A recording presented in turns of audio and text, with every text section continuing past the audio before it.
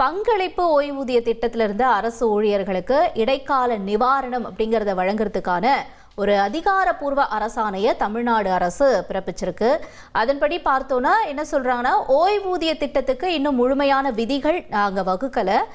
கடைசியாக பெற்ற ஊதியத்தில் 30% வரைக்கும் நாங்கள் நிவாரணமாக கொடுக்குறோம் அப்படிங்கிறத அறிவிச்சிருக்காங்க தமிழக அரசு. அடுத்தபடியாக நம்ம பார்க்கறது அப்படின்னா, உணவகங்களில் என்ன மாதிரியான விஷயங்கள்லாம் இனிமேல் கையாளணும் அப்படிங்கிற ஒரு கட்டுப்பாடை கொடுத்துருக்காங்க.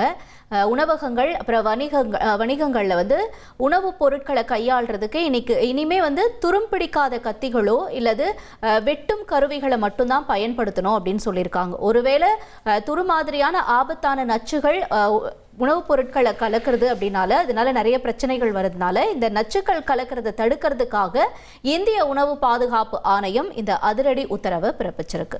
1,31,00,000 மனங்களை வென்ற தந்தை டிவி யூடியூப் சேனல்.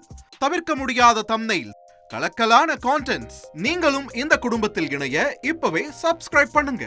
அசுரபலம் கொண்ட எங்கள் டிஜிட்டல் கரங்களில் உங்கள் விளம்பரங்களை சேர்க்க வாட்ஸ்அப் பண்ணுங்க. 8939888838. Email advttv@dttv.in.